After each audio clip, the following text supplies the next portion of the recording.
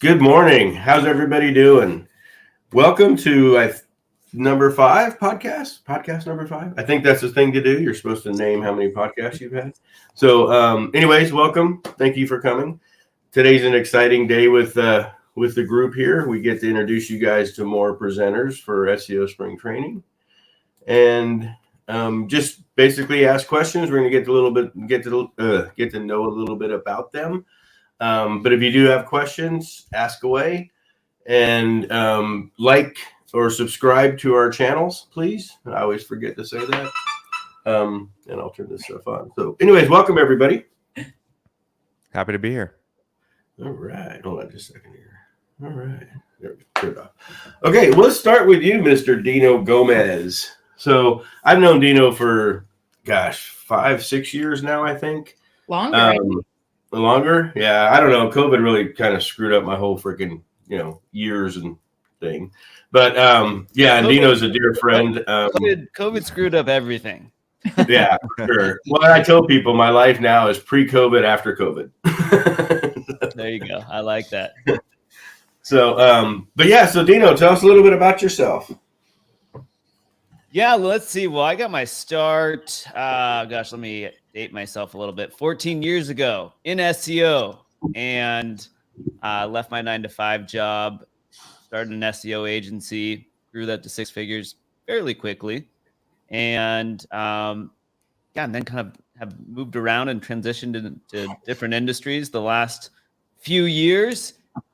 And but my favorite thing is lead generation and client acquisition, and so I'm looking forward to the conference coming up, because what I'll be speaking on and what we'll be kind of workshopping on is 5 unique ways to land SEO clients. That's what we're going to dive into. Yeah, that's awesome. Yeah, you've got some pretty cool things you do.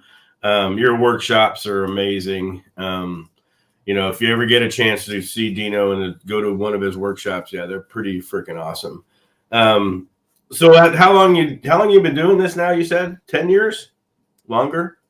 Approaching 14 years now. Wow. Yeah. Wow. Yeah. And how do you think AI is changing the game on your end? I think AI is changing the game more than I even can comprehend, and I would imagine more than like most people can comprehend.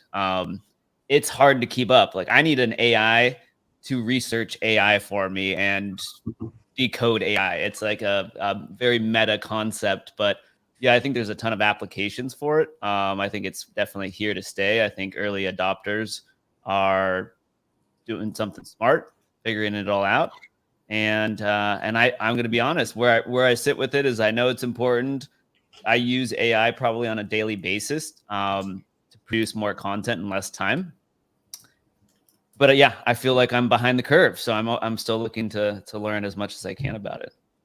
Yeah, I agree 100%. Yeah, we'll talk more about that, because we're gonna some cool AI stuff's coming to spring training too, so we're gonna get to see some stuff. So I'm excited about all of that. I need the AI experts to catch me up, because I feel like it changes on a daily, weekly basis, and I know there's just so much that can be done with it. It's pretty awesome. So.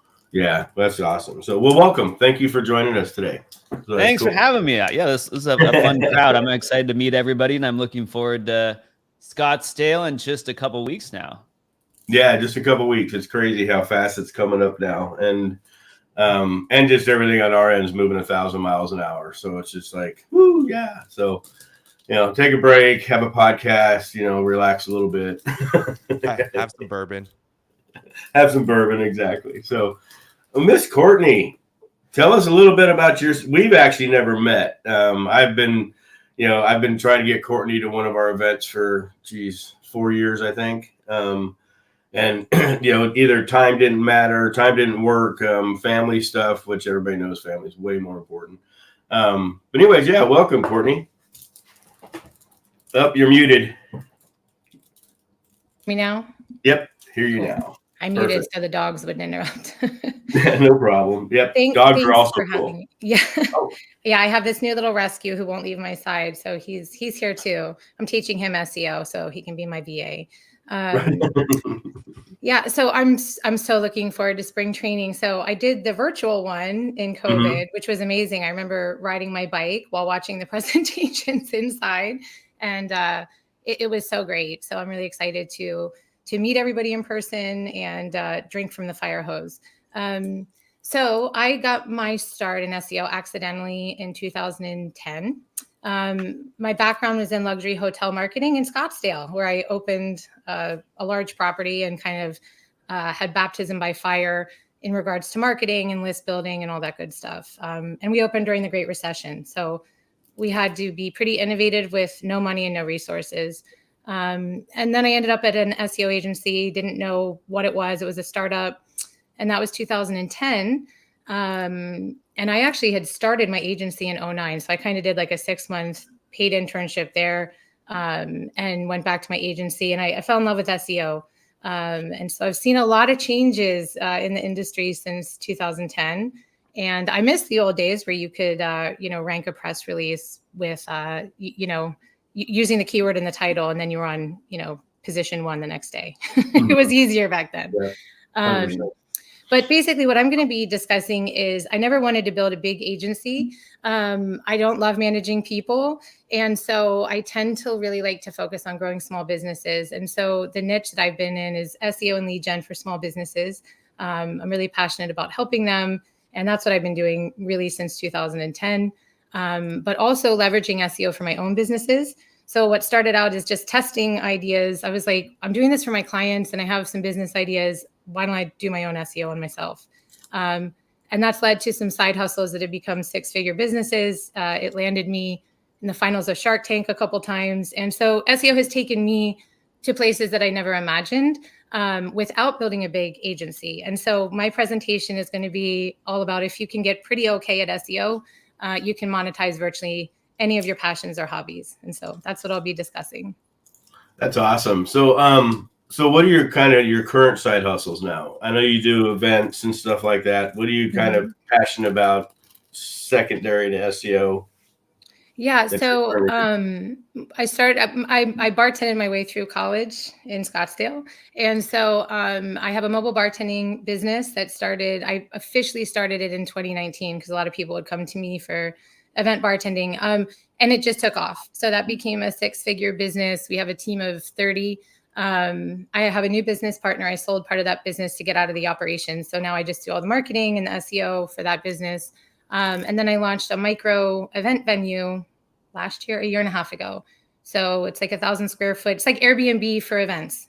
So Okay. It's we rent it out for an hourly rate. We have baby showers, bridal showers. We have a wedding tomorrow, and it's all been built on SEO and Facebook ads. So Right on. That's really cool. Yeah, it's because we're looking at obviously options for next year, and we're looking at getting away from the hotel venue for the event and just having an event somewhere else, and the hotel just for the hotel. Yeah.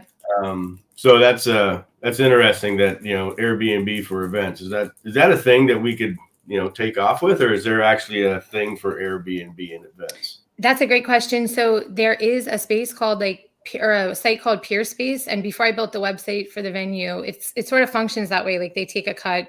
But what I found quickly was the clientele was not ideal. So I do all lead gen directly. But let me tell you, there's a space for it, especially with commercial real estate and kind of what's going on in that market. And I negotiated like a really good deal. So I have a landlord. I rent for 5 months, and she gave, I negotiated like $1 a square foot.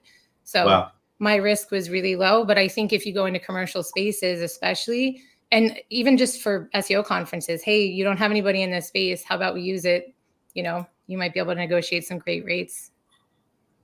That's awesome. That's a great idea because it's, we've been doing this a long time. We actually did this when we were flipping houses too. So we've been around the different event spaces and different ways to do events. And I think it's easier to be more creative nowadays than to just put everything into one hotel. We've been doing that this is our 5th year. And, when COVID hit, it was really scary because we couldn't get our money back from the hotel.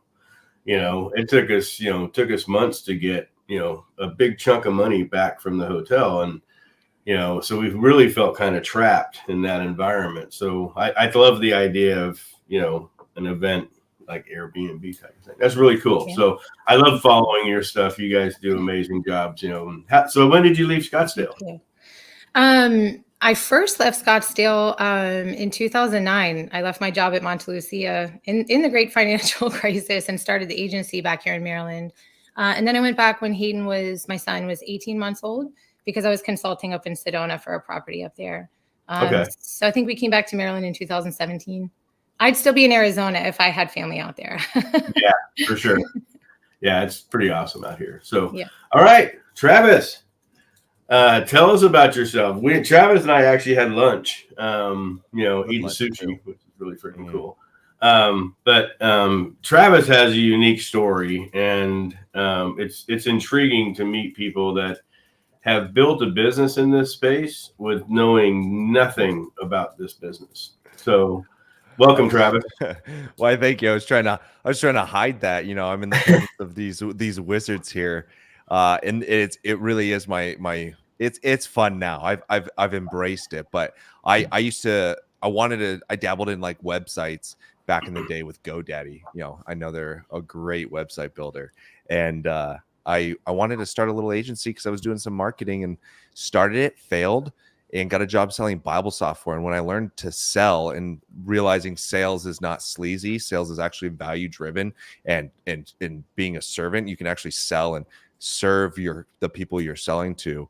That's when it clicked. And so I wanted to sell something that was reoccurring. And so I knew SEO was something. Someone's like, you should check out SEO. And I just dove right in. I got into Facebook groups with some of the speakers that are here this at the spring training, and some of the speakers. I dove into their Facebook groups. I started selling for them, and I began to build a business selling SEO when I had no idea how to do SEO.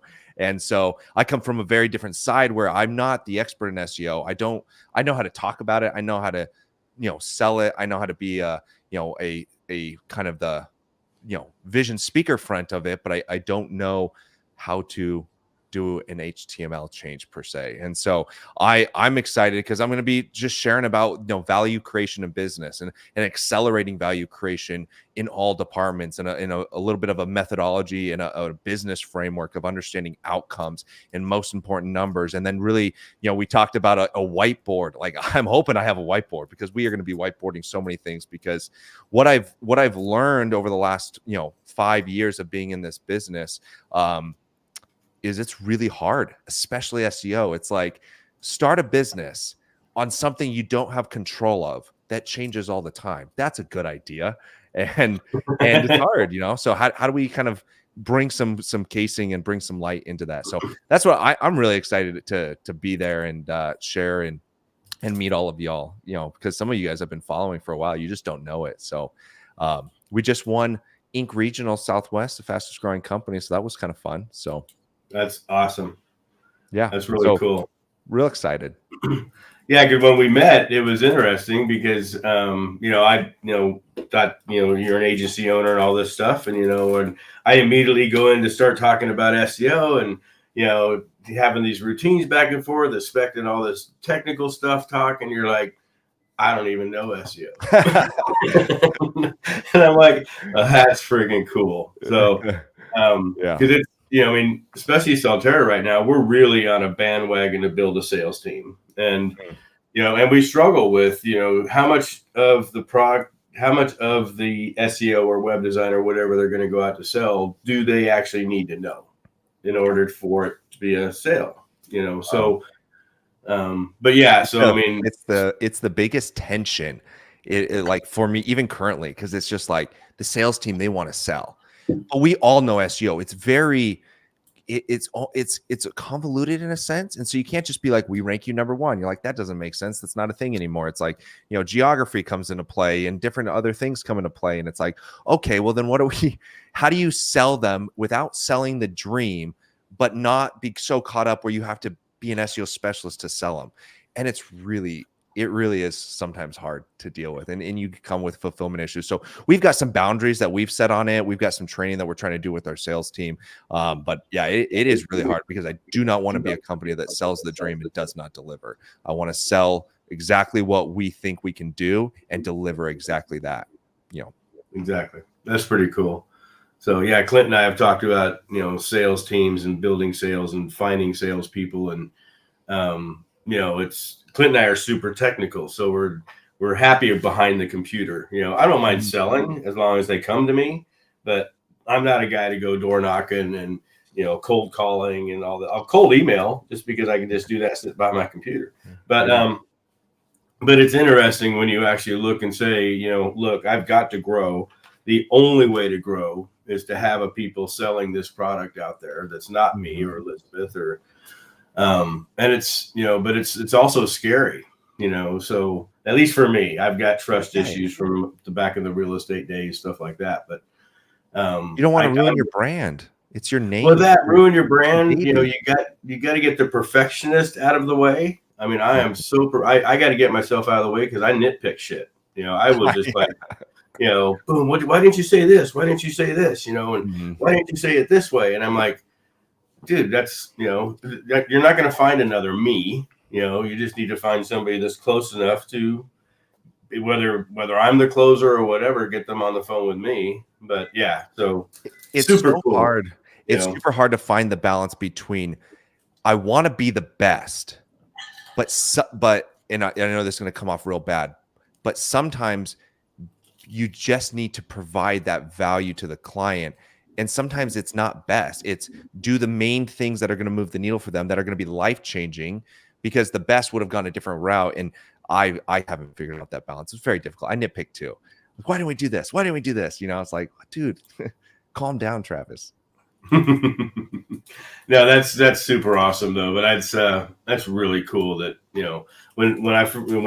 when we first talked about speaking of spring training, I was like, yes, just because of the fact that it's just interesting how when you start thinking about different aspects of where you're at in your growth, and you start finding all these different ways people do stuff, and it's just like, damn, that's freaking cool.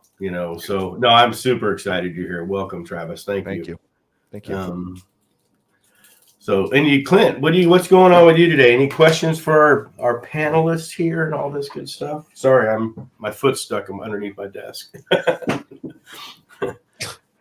No, I just don't know if anyone picked it up, but Dino's going to talk about how to get leads, and then he's going to talk about how to sell those leads. And I think that's a good indication of I would say the information track that you're going to get this year at SEO Spring Training versus, just to be fair, last year where we had a whole day of snore and then a whole day of awesome. So the way you guys balance that out this year is really cool, and I appreciate the effort the speakers are making.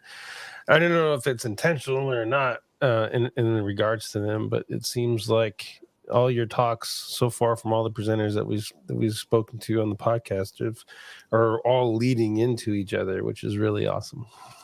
Yeah, it really is. I mean, it's we last year, I don't call it a mistake, I call it a learning lesson. But yeah, so we were first day we front heavied SEO, second day we back heavied agency growth. And so if you weren't in a certain space, if you weren't ready for agency growth, then the second day was kind of a miss. And if you were really interested in agency growth, the first day might have been a miss. So yeah, Clint was, gracious enough to host with us this year and help us figure out this kind of a schedule that we did, because it is different. It's a different format. So yeah, I have to say what's that? The format is phenomenal. I'm really excited for the format. I've been in 12 conferences in the last 6 months, and they can get rough. And I'm really excited for the format. I think the format is going to be both engaging on just an exciting experience side of things and a content given, and yet this beautiful combination with workshops, which I think a lot of conferences lose out on value because they don't create workshops. They don't create that hands-on, the whiteboarding. And so I think what you guys have set up is going to be a ton of value. Yeah, we're looking. It's definitely going to be a lot of fun. I mean, it's we've still got some spots that we're trying to iron out. We announced yesterday we're doing the live stream, so we're going to live stream the main stage and the breakout rooms. So we're just trying to figure out a way that we can have a more intimate setting to where people can, feel freer to ask a question instead of a large room, a smaller type of room. Mhm. We were going to do this last year, but the rooms that we were going to do this in at the hotel were being remodeled, so we didn't have the opportunity. So this year, when we went to go look for hotels, it was specifically for this type of format to see if we could have one big room and then 3 smaller mastermind breakout rooms. So, and it gives people an option in the afternoon. The afternoons are the hardest at these events, especially you come and eat some good food, which Elizabeth always provides. And then in the afternoon, we're all sitting there going, oh, come on, but now you got an opportunity to go. If you want to go to the on-page room for an hour, go to the on-page room and see somebody. If you want to go to the AI room, go to the AI room, so. And if you don't want to do anything, you just want to network with a new person you met, go network. There's no pressure. So a lot of these events, you feel guilty if you don't go the afternoon, or you feel guilty if you don't see a couple speakers, even though that's not the type, where you're at in your growth. But this type, I think, is just going to give people, at least in the afternoons, kind of more freedom to pick and choose what they want to do. So. That's just cool. That's just the main conference. We're not even talking about all the amazing things with the VIPs, like what you have set up with that. That's going to be huge. Yeah, VIP events always, because, and this is interesting. I mean, because the VIP event, the first year in 2019, we went to the Cubs and Diamondback game, and last year the Diamondbacks weren't here while our conference was. So this year we're actually going to the Diamondbacks Yankees game, which is. We found out afterwards. We knew it was popular, but the Diamondbacks, it's the fastest game that sells out is the Diamondbacks Yankees game every year. So, it's going to be pretty cool. So it's a rematch of the World Series, right? I think it is. The 2001 World Series. Oh, yeah, for sure. Yeah. I remember watching that. That that was Game 7 or something, but. Yeah, that was crazy right after 9/11. That was nuts. I can still remember it. Game 7, 3-2, Luis Gonzalez. That's who it was. Luis Gonzalez, little bloop single up the middle. Yeah, that was I made a joke with the guy we got the space from. If we can get Randy Johnson and Luis to come by and say hi, that'd be really cool. Sold. They both work for the Diamondbacks. So. Do they? Because one thing I heard was that Randy Johnson lives in Huntington Beach, California, and then is a part-time professional photographer. Yeah. Apparently. Yeah, he was. He's big into photography, and he was when he was pitching. And then I actually know the guy that built his website way back when he retired for his photography business. And he's pretty serious about it. I'm trying to imagine him taking your photo when he's like 6'8", shooting down. He's like on a ladder, especially for me.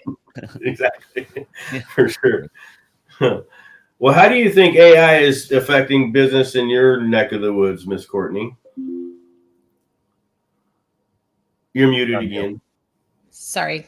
No problem. It's a great question. I think, Dino, I agree with everything that you said. I personally am using it for content generation. I don't have a lot of people to manage, right? Like I have a VA and she uses it herself. Luckily, I don't have to micromanage her a lot. It's definitely growing in ways that I'm excited to learn about. I love Andrew, right? Andrew's Content Sprout. I use it. I love it. So right now it's still I'm sure like for everybody, it's saving me a lot of time with content generation. And I love that. So it'll be interesting to see where it goes. I don't do as much with the design, like the imagery and the video and all that kind of stuff. And I know with Sora coming out, that was pretty cool. There's still, some things that make it obvious that it's AI, but I think it's going to move so quickly. And the hardest part for us in this industry is staying on top of it, using it in a way that Google is not going to penalize us, right? So we're finding out recently that it will, maybe, right? We don't know. We got to test it. So it's just going to be on like staying on top of that wave, which we're all of us, I think, are always up for a challenge. That's why we're in this industry. So I think a year from now, it'll blow our minds where we're at. So Yeah, I think so too. I think it's and we're still just only heavy on the content side. We're not even hardly dabbling on the image side or video side of it yet. Yeah, I actually feel like I'm behind, and I'm in at the content side every day, but I still feel like that because I don't play with Claude and all these other ones. I'm like ZimWriter, Content Sprout, Chat GPT. So I'm pretty rigid in it. I don't have a lot of time to go, oh, let's go down this rabbit hole for a few hours, So but I agree. I think it's, I don't know, it's exciting for me, but at the same time, I want to make sure that we are kind of staying ahead of the curve type of thing as a business. And also looking for different opportunities outside of this business, like you're doing. It's, I love when people have stuff outside of outside of SEO as a business, and they're just using their SEO for their own small business. It's super cool. So. Well, it's very cost prohibitive, right? Like when I talk to a lot of small business owners, they, first of all, their eyes glaze over when you say SEO, but I tell everybody my businesses would not be as successful if I didn't have this skill set. So I try really hard to tell people at least get a foundation. So first, you can't get taken advantage of, right? Like by not speaking the lingo. But two, if you can do just basic SEO and lead gen, like you can literally have a successful business, especially if it's small, because you have a smaller pond to compete in. Like I look around all the time and I'm like, there's no competition for this. Like, I don't know anything about plumbing, right? Like we were just saying, you don't have to have all the experience, but I know how to optimize a site, right? It's like maybe in the future I'd buy a plumbing business. I don't know. I mean, I'm just spitballing here, but yeah, I think that SEO is one of the most cost prohibitive things for small businesses. And if they just knew something, it gives you a huge advantage, just huge. I agree 100%. And we've had small businesses, and we have a couple of small businesses coming to spring training. Last year we had a lawyer bring their in-house marketing people with them to the spring training to figure out, because it's a different environment when you hire somebody to do SEO compared to running an SEO business and actually having clients you have to, rely on and take care of and that type of thing. And I agree. Matter of fact, this year I specifically marketed to realtors and, people that do their own marketing. Most realtors kind of rely on the broker, don't they? And so they don't really go out and say, hey, I need to go out and find my own leads. I'm going to do this. I'm going to get some flyers made by the title company or all the same old stuff that is out there. I think that especially realtors and new attorneys and people that need to bring in their own resources really need to look at how they can do their own marketing. They don't need to do it all. Also, it's about educating small business owners, because one of the things that I have found with my clients, and, I'm on the web development side, so it's educating them about just content in itself. I had a conversation recently where they didn't really want to blog. They didn't see any value. Once I was able to explain the value of it, why it's there and the purpose, they're like, oh, okay, I understand now. And I will look at that in another way. And that's just the biggest thing, because small business owners, you don't know what you don't know. Like you said, educating them on the basics. But if you have somebody that can barely put 200 words on a web page, like, okay, well, I understand you're artistic and you want your images to speak for themselves, but Google can't read images. And, it's just a lot of basic things like that you just have to educate people. Yes.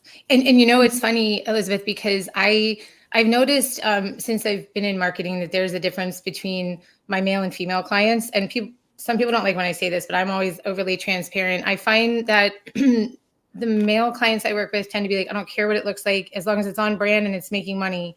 Yeah.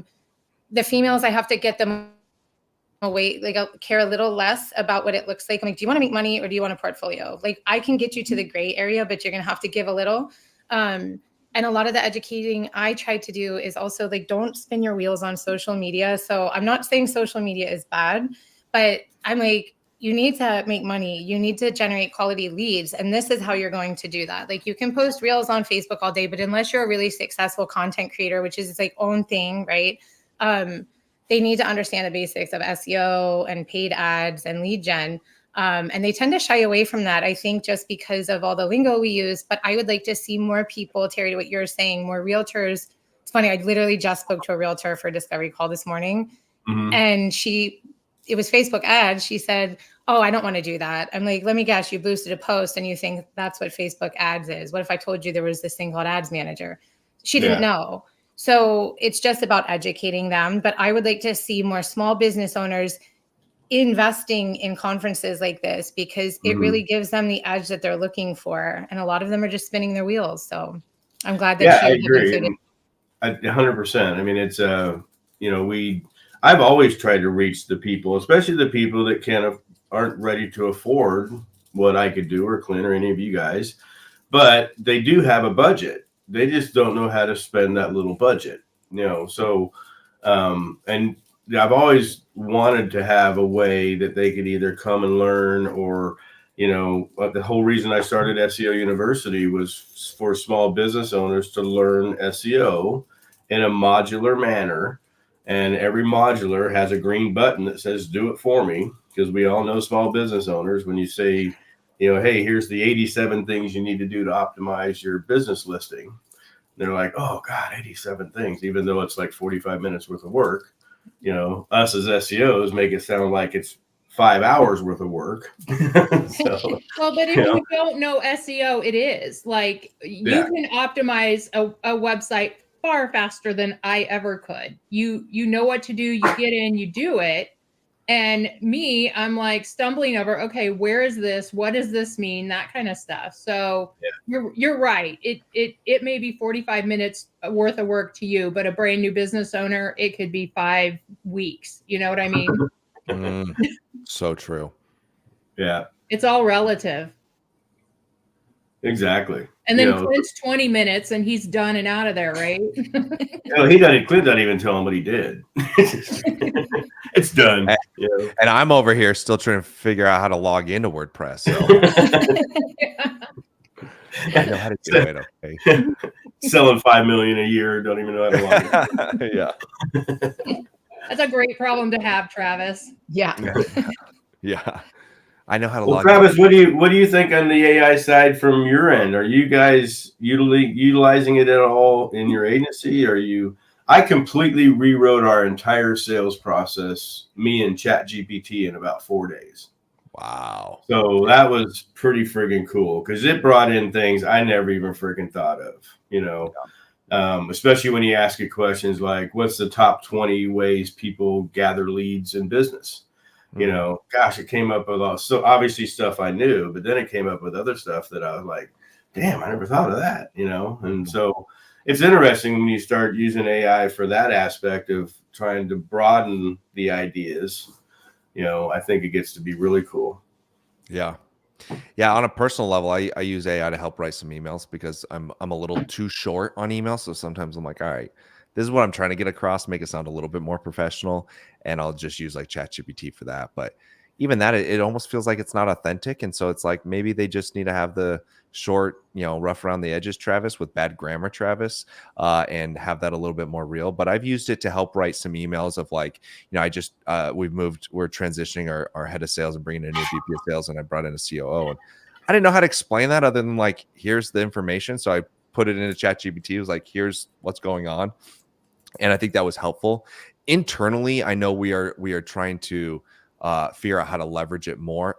Just like all of you guys have done, the easiest way to do it is through the content. And so I think we've dropped our content cost for our cost of goods sold by like 48% so far by leveraging AI and more importantly, writers. So we outsource to vendors. We don't do the writing in-house right now. And so leveraging the writers that are using AI, and because of that, the ability to kind of cost drop that. So a 40% decrease in cost, I'm happy for with AI. As a business owner, I really want to figure out how to ethically, morally bring AI into the sales pitch, because we are leveraging AI and it is such a buzzword. And so I want to capitalize on that when we have competitors that are talking about AI and you're just like, yeah, but what does that even mean? And how valuable is that to a business owner? And it doesn't change the value, but how can we bring that into a conversation more? that's what we're trying to figure out how to do. And my new COO, who is here, been here for about 2 weeks. He comes from a software development, software engineering side, and so he's all in AI. He's got, there's got to be more that we can do. And so I think he's coming to the conference, spring training conference, and he's excited just to hear what everyone else is looking at for AI. But we've really only used it for content for the most part, and that's just probably as far as we've gone, as far as I know. So that's awesome. Well, speaking of the update that's currently going on, Mr. Clint, what are you seeing out there about the update? Is it doom and gloom time, or are you seeing people just took it for granted and just loaded 100 posts a day or whatever, automated, or what are you seeing out there that's going on right now? Well, I think it's too early to determine this is what they did. Mm-hmm. I know there was a factor of shock and awe because they went after all of those influencers and manually penalized their sites. Julian Goalie, Jackie, etc. It made a lot of sense because they were out there teaching people how to leverage AI to rank, and they were getting a whole lot of exposure. Mm-hmm. So if you're thinking from a Google perspective, going and wiping those guys out made a lot of sense. The other side of it, I've noticed is that people were making these big mass sites with AI, trash content, not reviewing the content, and then keeping multiples inside of their search console. And then they act surprised when Google wipes out every one of their websites. I said it on my show. I mean, if you're going to be Black Hat, be Black Hat, and don't cry when you get caught. It's just part of the 100%. Game of being Black Hat. So, I'm always been against those mass site builds. I think all it is just internet trash anyway. So, yeah, they deserve it personally. But there's been a lot of other side of it is SEO Twitter. There's been a lot of white hats out there talking about how, this is AI content and Google's coming after your AI content. And it's 100% not that, because I know a lot of black hats who still do have AI websites and are doing totally fine. So right now it's just a big propaganda game. My guess would be that they did the mass ban manual penalties on the 6th, and they probably didn't even rolled out any of the updates until after that. Mm-hmm. It's more of a shock, hey, we're going to get you to kind of get people to pause, and it'll last for a little bit, and then they'll have to do it again. Yeah, for sure. I mean, it's and looking at also from Google's standpoint is a bandwidth issue. I mean, it's just like, how do they crawl all this shit that's just coming out of the freaking woodwork? Well, I think if you apply a little common sense and try not to be overly smart about how to filter through that crap, a brand new website with 20,000 pages, all 20,000 published on the same day, is probably a good indication that site's trash. Yeah. Or if you do what they typically do is they bring a site up, they'll index a whole bunch of pages and then wait 3 months. And if they don't get any backlinks, then it's trash and they de-index it. So that I think they have good systems to handle the influx of content. I think those people who are in the gray hat area, like willing to do a little bit more, will be more successful than the white hats or the straight black hats for the long term. And that's been consistent update after update. So yeah, for sure. For sure. Did your schema only page move at all? Nope, still number 1. Yep, that's the same thing with my schema only site. Just went more keywords added. And Kyle's lorem ipsum articles, those are all still number 1 or in the top wherever positions they were before. So random alpha pages are still there. So they still can't read. So I mean, AI, the argument of AI content would have to apply if Google could read, and since they can't read, they're not bothering looking to say, is your content written by a machine or not? Yeah, unless every article has conclusion at the bottom or furthermore. There's that myth, right? I think you can look at all AI, Search Atlas, even Content Sprout. They both have words in their headings that AI just favors. Exemplary, master, examine, in conclusion, furthermore. And the prompts, like Andrew and Content Sprout has done a really good job at getting some of that. I would say about 70% of that out of the content. And that's, if you can do that and then actually read the content and not go, oh, this sucks, then you're going to be okay using AI stuff, AI content. I will say on your conversations about video and images AI is way ahead of content AI, like crazy ahead of content AI. So, and people are visual and they like watching 30-minute or 30-second and 1 minute shorts. So if you can do that and tell a story in a minute on Reels and TikTok and all that stuff, you're ahead of the game right now with AI. Yeah, very, very, very good point. And that's, something that we've been, talking about, all the baseball images that we've been putting out there.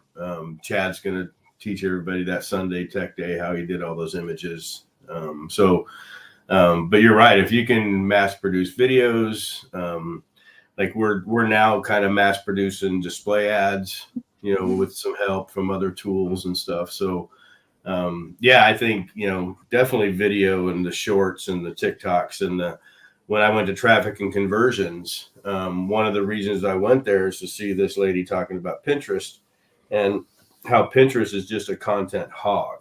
They just will absorb everything. And a lot of that, she said, if you can not just do the content, but you can get into the short videos and put them through Pinterest, she said, you're just going to do crazy things, because Pinterest is just this online marketing tool with no filters, no nothing. Just load whatever you want. Doesn't matter. Pinterest accepts it. Pinterest does whatever Pinterest does with it. And I was such a Pinterest nerd. I just followed her for a few weeks on Facebook, and she was talking about all the different traffic she gets from her referring domains, and Pinterest was her biggest referring traffic website. I was like, damn, that's pretty freaking cool. So I think it also depends on market, though. I mean, we have a survival site that does okay, but it's not consistent versus a travel sites are killing it over there. So yeah. The plumber is not going to go to Pinterest and put pictures of toilets and get a lot of traffic. Yeah. Well, maybe if there are different colors and textures and wooden and, do some AI imaging for different types of toilets, even though you could probably never buy that toilet. Yeah. Black with gold inlay, That's my toilet. What are you talking about? That would be pretty funny. So, well, what do you think about AI on your end, Miss Elizabeth, on the web design side? Are clients even asking about that when they're coming to you for help with design stuff? Well, I can tell you clients are not asking about it because a lot of them really don't get it. They don't understand it. We are working with clients to show them how they can utilize it for content. I know other people in the industry that are really doing a lot with the AI images as far as design. My team, however, is not. I look at some of the businesses that we are working with really want that, like the real picture feel. I mean, real picture stock images, but I do try to encourage all of my clients. I know it can be an expense, but having actual pictures of your location, of your staff integrating with customers, even if it's a staged photo shoot, conveys a lot more authenticity. And I think that that's what the consumer wants. That's why so many of these content creators are blowing up on social media, because they're real people. They have a real life, You go to a recipe site and you see the messy kitchen, like, okay, that's everybody. It's not, the fancy little staged shot. And I've seen a lot of it, So I do encourage educating your customers and your clients about what AI can do and how it can help. But I don't like to rely on it. But that's just me. Again, maybe I'm a little behind the curve. But I want the authenticity. I want actual real pictures of your business, of your location, because when somebody goes in off the street and all they've seen is your online presence and they walk into your location and you have that disconnect, they're not going to have that comforting feel, Whereas And I've seen a lot of Courtney's images that she promotes for her businesses. And they are very, very pretty, very stylistic. And I like them so that it gives me more confidence. If she's catering my event, that's what it's going to look like. Mm-hmm. Yeah.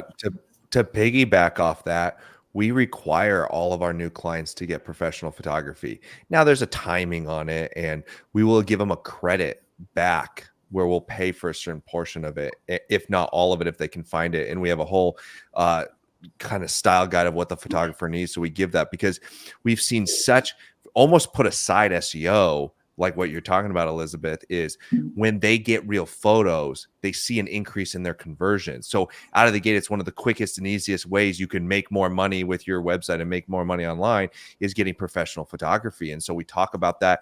Yeah, it helps sell and it's nice as an add-on, but like we require it because it's so valuable to the customer experience. And at the end of the day, Google's trying to create a good customer experience and they want to have websites that show up top results with good experience. Well, real photography, is one of them. And if you think about it, like Google knows stock photos, right? Google knows what those stock photos look like. And so when you don't have that, right or wrong, I believe Google sees that, and that is some value added to that business. And so 100% agree with you, Elizabeth. Thank you. Yeah, no, I love your idea of giving a credit back to clients for, that, because it can be a big expense. I know I personally have gone to businesses that are local in my area, and it's like, hey, I'll shoot some pictures if it's really that much of a detriment to you, just because visually on a website, oh my gosh, pictures will make or break you, And so I want good pictures as a designer, because I don't want my name on a website that looks like crap just because you can't give me pictures. You know what I mean? And I don't mean to be like super crass about it, but that's how I feel, And there's plugins where you can look and take an image and see how many instances that picture is on the internet, just like, so you can't, there's no way to fool anyone, Well, and the images have to fit what it is too. We just took on a new local insurance agent here, and one of his first complaints was, he said, go to the auto insurance page. So I went there, and of course it's this picture of this gold Bugatti. I mean, this $5 million freaking vehicle is this hero image on his auto insurance page. And he goes, I would never even try to insure that thing. Why the frick is that there? Put a freaking, he's just like, that was an example of all the, the way his website was built and how these images were used. And he never thought about it, except when he's sitting there at night on his phone and going, why the hell is this image on our auto insurance? Why isn't it like a normal car? Something, not like one of 4 cars in the entire world, so. Yeah. But anyways, let's switch gears here real quick and talk spring training. What are you looking forward to, Miss Courtney? I know you've got a hard stop here in about 10 minutes. So what are you looking forward to the most about spring training this year? I'm really looking forward to seeing everybody in person. I know I've met some of my SEO friends that I've known for a decade in person, and I think that's always the best part. I'm excited about the format, which we were talking about earlier, because I think everybody has their, your unique want out of a conference. And I think that the way it's formatted really speaks to me. So I'm looking forward to, I'm having a hard time being like, which presentations, right? Because they're all going to be great. So, but yeah, definitely also just networking with people. I'm an ideas person, so I like the brainstorming portion of it. And I'm not the most technical person. I outsource a lot of that stuff, right? So I like getting the overview and the ideas and then being like, okay, I need to kick this, over to Corey to do entities and this person to do this. So I think that it's always an opportunity to help me improve my my systems. So. Yeah, that's totally true. Yeah, and we hope we have it figured out. We're going to be keeping an eye on the format a lot, but if you want to see somebody one day and you can't, you can see that same person the next day. It's just going to be in a different time slot. So we're hoping everybody gets to see who they want to see. So, which is one of the reasons why we added on the third day. So but I think it's going to be a super cool format. I'm actually looking forward to it too. And I'm actually going to do an on-page. I'm going to be in the on-page room. So I've actually never spoke at my conference before, so this will be the first time. Kind of odd. Anyways, what are you looking forward to, Mr. Dino? I'm also looking forward to the in-person networking. Like I'm such a people person, so and the secrets that come out. I'm looking forward to all of the presentations, but when you're sitting with people in person, I think that's where the stories, the strategies, the tactics, the ideas, the systems, the processes, I think those conversations are invaluable. So I'm really looking forward to that. And I'm looking forward to learning more about what people are doing with AI and with video. I'm real big on video production, and I'm sure there's things AI can do in terms of editing and whatnot. And so, those are kind of top of my list. Yeah, awesome. Yeah, for sure. I'm definitely interested in the AI side myself too. So, and then it's really incredible to figure out. I went to the Dark AI conference that Holly had in Chicago, Elizabeth and I did, and it was actually one of the best events last year, just because it was so different. It was amazing to see what people were doing with AI, and I'm sitting there going, "Oh, I've kind of mastered Chat GPT and felt like a junior level elementary school guy, in this room of these people that are creating avatars, and these avatars are making money every single month, and their whole support system is AI generated, and they've got an operator that talks to you that's AI generated, but it's just really, really cool stuff. So, but yeah, I agree with you, Dino, 100%. So what are you looking forward to, Mr. Travis? Probably about the same stuff, huh?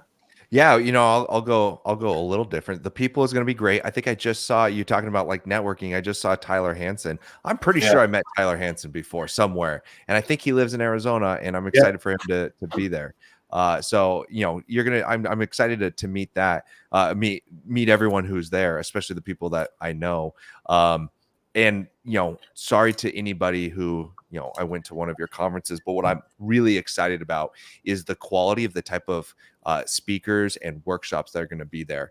I'm going to be a little bit of a kid in a candy shop. Some of these people who are speaking, I follow as like, that's the guy I've been following for 5 years, or the gal. And so I'm super stoked for the workshops myself. I think that workshops are needed more and more.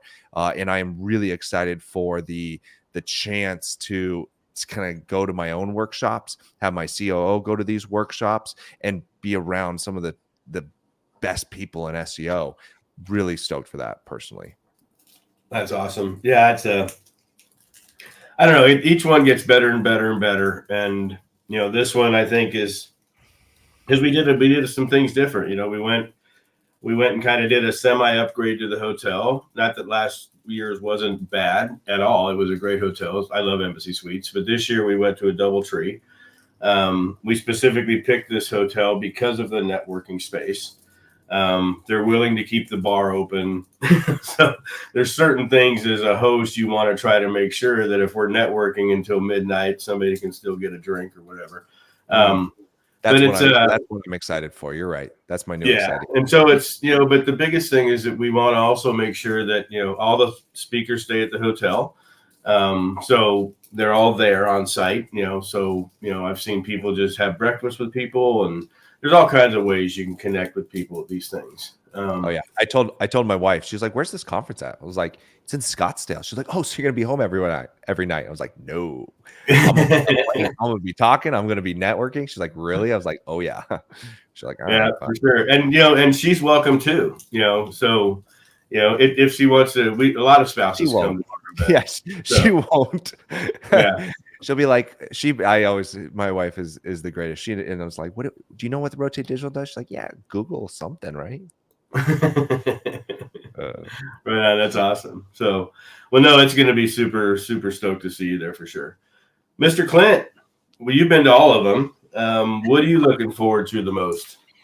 Well, probably the gun range. I know it's not golf. So I'm going there with the intention of, really hanging out with people like Dino, et cetera, that are doing a lot of lead gen for SEO clients and also for consulting clients.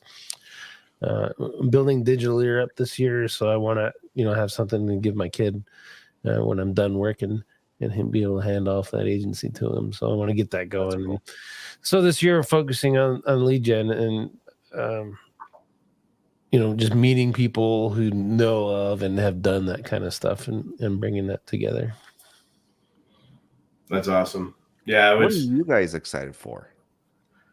That's a great question. Yeah. What are the hosts excited for? Elizabeth, you talk first. This is, I'm excited for all the parts and pieces to fall into place. I'm hoping by the time the event comes, I can relax and enjoy everyone because, I fangirl a lot of you guys too, even though I'm not big in the SEO space. I know just enough to be dangerous. I can definitely talk a good game, but I don't actually apply it. So I'm definitely looking forward to learning from quite a few of the speakers.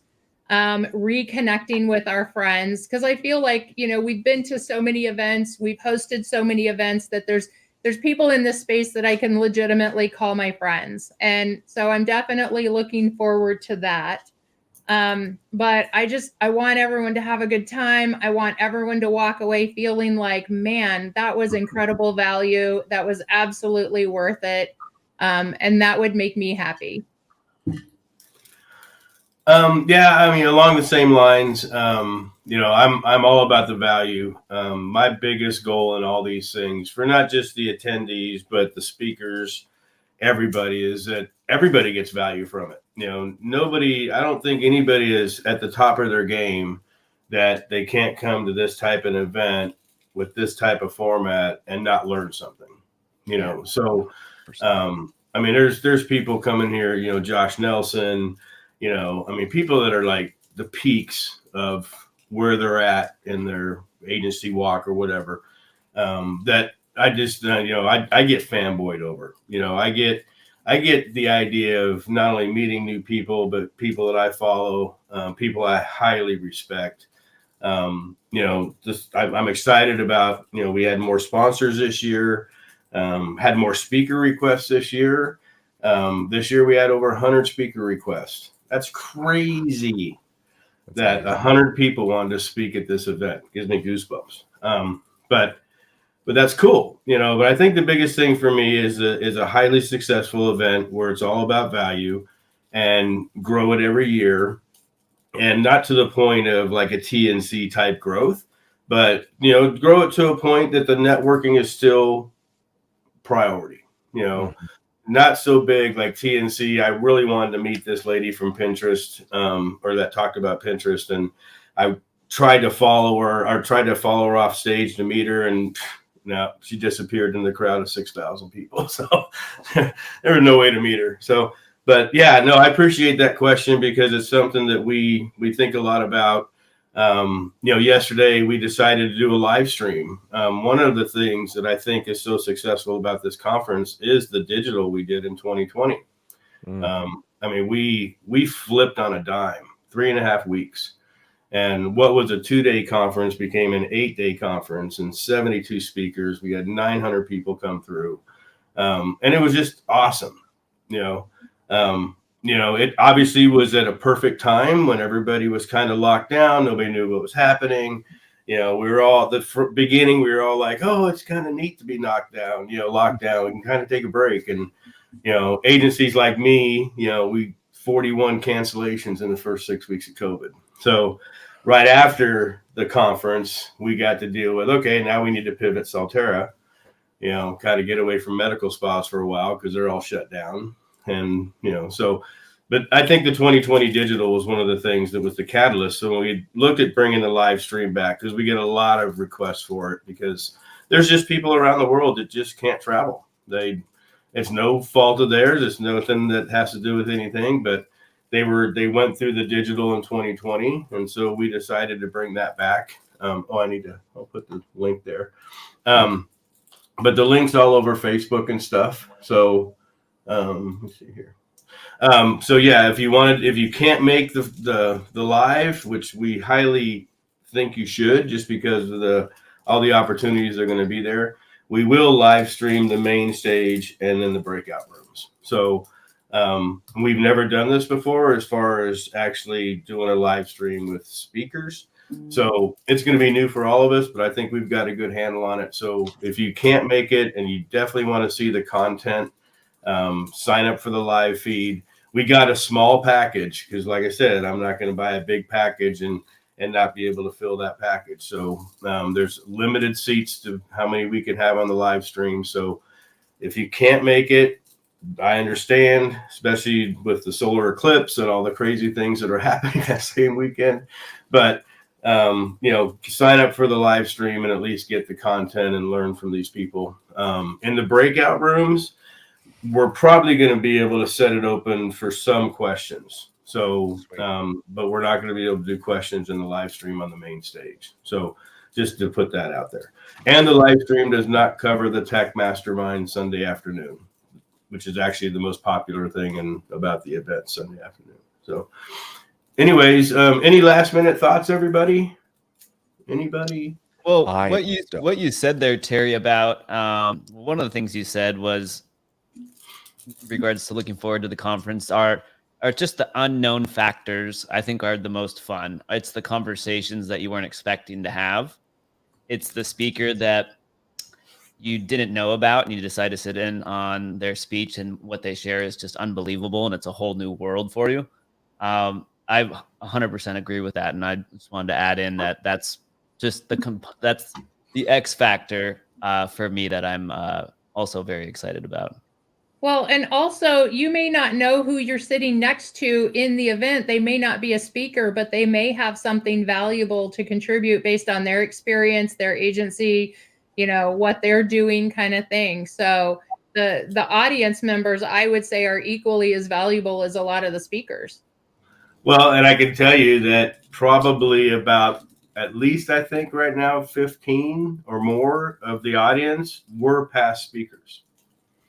So yeah, so the audience is, obviously, you ask questions. Hey, what do you do? How you doing? All that kind of good stuff. And you might find some synergies there that you never even knew about, for sure. So I've met people at these events that have literally changed my life.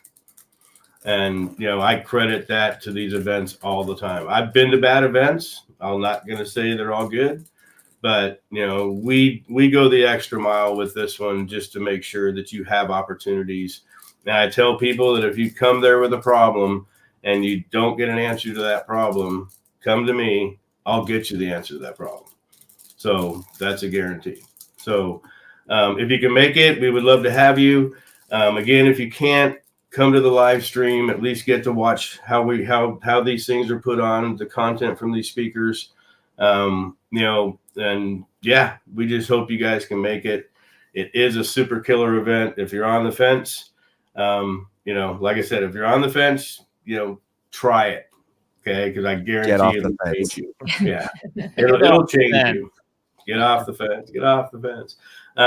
But yeah, so there is 2 VIP tickets left. We had a couple people because of flights coming in, couldn't make the VIP event. So if you do want to go see the Yankees and Diamondbacks, let us know quick. I think we're ordering the bus this weekend. So we're right at the end right now where we're finalizing a lot of stuff. So sponsorships ends in 2 days on Saturday. So no more sponsorships available after that because we got to get stuff ordered. But anyways, yeah. Any last minute thoughts, everybody? Thank you all so much for joining us, man. This is awesome. We have another one coming up Monday, another podcast with some more presenters and speakers that are going to talk to us.